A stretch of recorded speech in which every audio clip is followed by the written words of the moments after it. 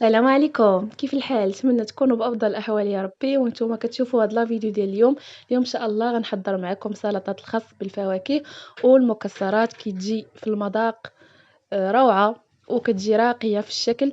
نتمنى تنال الإعجاب ديالكم. وقبل ما نبداو كيف العادة كنتمنى منكم تشتركوا في القناة وتضغطوا على زر الجرس باش توصلوا بجديد الوصفات إن شاء الله. والآن خليكم مع المقادير وطريقة التحضير وفرجة ممتعة.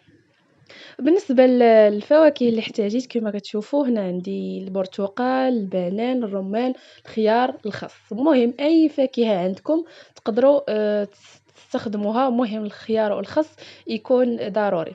كما شفتوا داك الخيار يكون داك الصغير من الاحسن، كيكونش هكايا كما كنقولوا باسل، كيجي زوين المذاق ديالو كيكون زوين الا كان هكا صغير. كما شفتوا قطعت البنان طريفات هكا صغار، الخيار حتى هو نفس الشيء، الرمان حتى هو نفس الشيء. هنا عندي الخس اللي غسلته وخليته حتى نشف بطبيعه الحال. عاد غادي نقطعه بهذا الشكل كيف كتشوفوا. المهم كما قلت لكم يعني الفواكه اللي عندكم تقدروا تستخدموها.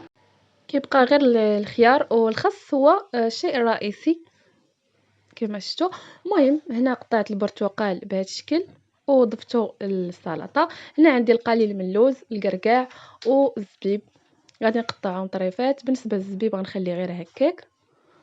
صراحه كتجي رائعه كما قلت لكم في المذاق، وكتجي راقيه حتى في الشكل كما شفتوا. المهم انا خدمت بالفواكه اللي كانوا عندي.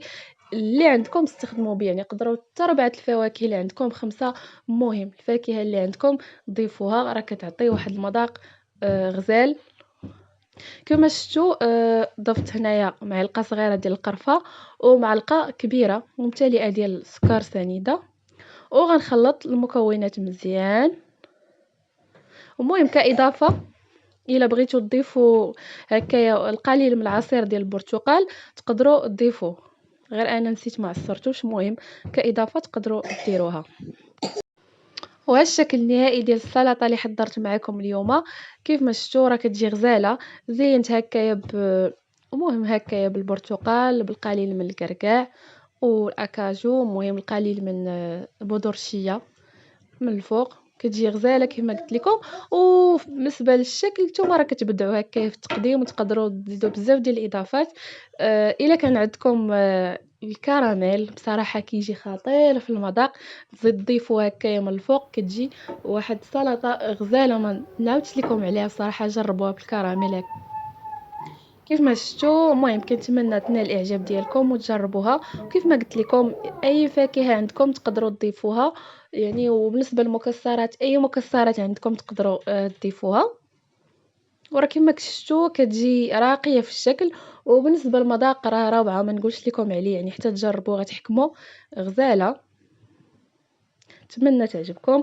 وإلا عجبكم الفيديو ديال اليوم ما تبخلوش عليا من تعاليقكم الجميله ولايك الفيديو. ولا كنتوا حد الان مازال ما اشتركتوا في القناه كنتمنى منكم تشتركوا في القناه باش تكبر العائله ان شاء الله. مع السلامه.